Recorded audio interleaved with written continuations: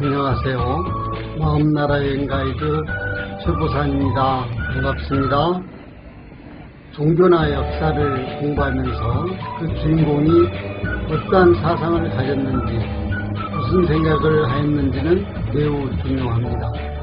원불교 교조이신 속주단 대종사가 스스로 의심을 품고 부도를 한 후 1916년 26세의 나이에 깨달음을 얻고 40여 명의 사람이 모였습니다. 그 가운데 9사람을 골라 저축도합을 만들고 그들에게 처음으로 이야기한 내용이 어떤 내용이었을까 사람들은 매우 궁금할 것입니다.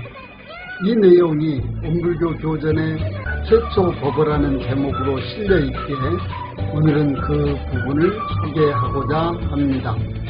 조선조 500년의 정신적 지주 역할을 한 것은 부자학이라고도 하는 성리학이라 하는 것을 우리 모두는 잘 알고 있습니다. 사서산경을 유교 경전으로 삼고 있으며 사서 가운데 대학에는 성인이 되어 천가의 일을 실현하는 구체적인 방법으로 삼강령 8조목을 말하고 있습니다. 이 가운데 8조목이 경물, 치지, 성의, 정심, 수신, 재가, 치국, 평천하인 것은 대학을 공부한 사람은 누구나 다 알고 있습니다. 맨 처음 하신 본문이라는 의미의 최초 법어를 보면 우리에게 낯익은 수신재가라고 하는 단어가 나오고 전체적인 분위기가 대학의 수신재가 치국 평천하와 많이 닮았다는 생각을 할 수 있으나 그 구체적인 내용은 서로 다릅니다. 원불교 정전의 최초 법어에는 수신의요법, 재가의요법, 강자약자 진화상의 요법, 지도인으로서 준비할 요법 4가지에 대한 구체적인 조목을 제시하며 설명하고 있으나 대학에서는 경전의 문장을 예로 들어 일반적으로 평범하게 설명하고 있습니다. 원불교 정전에는 그 목차의 제목이나 소제목으로 법이라는 단어가 많이 나옵니다. 정전의 한자 색임을 발을정 경전전으로 정전이라는 말의 의미는 다른 경전이라는 뜻이나 경전전을 법전이나 법전전으로 색임할 경우 정전에 나오는 연불법, 좌선법, 일기법, 물선법, 불공하는 법 등 수행하는 법이 많이 들어있는 것도 이상하지 않습니다. 그런데 일상수행의 요법, 수신의 요법, 재가의 요법 등 요법이라는 단어를 몇 군데에서 찾아볼 수 있는데 요법을 요긴한 법으로 해석하여 법을 더욱 강조하는 의미로 사용하고 있다 생각합니다. 최초 법어를 소개하면 1. 수신의 요법에는 1. 시대를 따라 학업에 종사하여 모든 학문을 준비할 것이요 2. 정신을 수양하여 분수시키는 데 안정을 얻을 것이며 기로애락의 경우를 당하여도 정의를 잃지 아니할 것이요 3. 일과 이치를 연구하여 허위와 사실을 분석하며 시비와 예를 바르게 판단할 것이요 4. 응용할 때 취사하는 주심을 놓지 아니하고 시행을 같이 할 것이니라 하였습니다. 2. 재가의 요법을 보면 1. 실업과 식주를 완전히 하고 매일 수입 지출을 대조하여 근검저축하기를 주장할 것이요 2. 호주는 견문과 학업을 잊어버리지 아니하며 자녀 교육을 잊어버리지 아니하며 상봉하소로 책임을 잊어버리지 아니할 것이요 3. 가곤이 서로 화목하며 의견 교환하기를 주장할 것이요 4. 내면으로 심리 밝혀주는 도덕의 사고가 있으며 외면으로 규칙 밝혀주는 정치에 복종하여야 할 것이요 5. 과거와 현재의 모든 가정이 어떠한 희망과 어떠한 방법으로 안락한 가정이 되었으며 실패한 가정이 되었는가 참조하기를 주의할 것이니라 하였습니다. 3. 강자 약자의 진화상 요법을 보면 1. 강약의 대지를 들어 말하면 무슨 일을 물러나고 이기는 것은 강이요 지는 것은 약이라. 강자는 약자로 인하여 강의 목적을 달하고 약자는 강자로 인하여 강을 얻는 고로 서로 의지하고 서로 바탕하여 친불침이 있나니라. 2.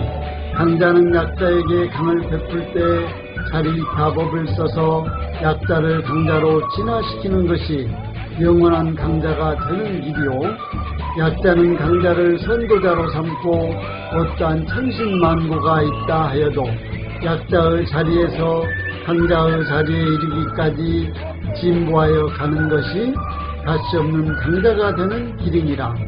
강자가 강자 노릇을 할 때 어찌하면 이 강이 영원한 강이 되고 어찌하면 이 강이 변하여 약이 되는 것인지 생각 없이 다만 자리 타에만 그치고 보면 아무리 강자라도 약자가 되고 마는 것이요, 약자는 강자가 되기 전에 어찌하면 약자가 변하여 강자가 되고 어찌하면 강자가 변하여 약자가 되는 것인지 생각 없이 다만 강자를 대항하기로만 하고 약자가 강자로 진화하는 이치를 찾지 못한다면 또한 영원한 약자가 되고 말 것이니라 하였습니다.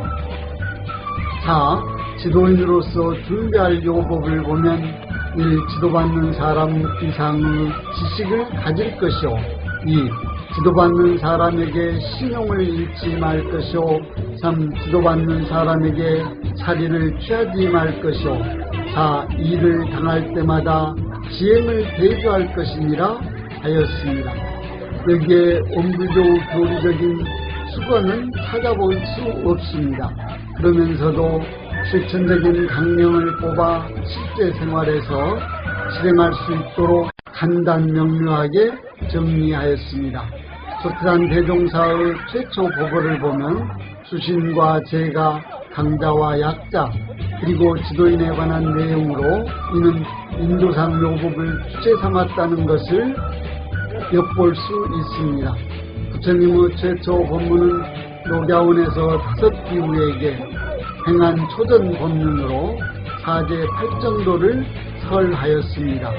초전 법문에서 장차 부처님 가르침의 방향을 찾아볼 수 있듯이 최초 법원은 소트단 대종사 가르침의 성격을 이해할 수 있는 중요한 의미를 가집니다.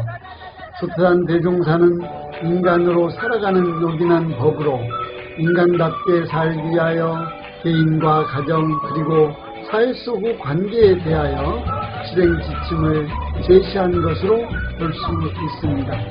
수신의 요법 첫째 항목에서 평생 배우고 학습할 것을 강조하였으며 나머지 3 조목은 원불교 마음 공부에 해당하는 사막에 해당한다 할 것입니다.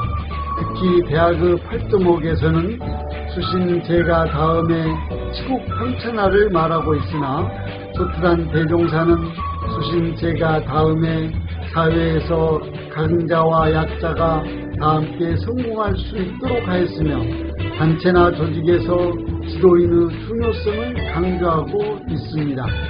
여기에서 원불교 최초 법어와 부처님의 초전 법륜과 기독교 산상수훈에서 말하고 있는 내용에 대해서 눈여겨볼 필요가 있습니다.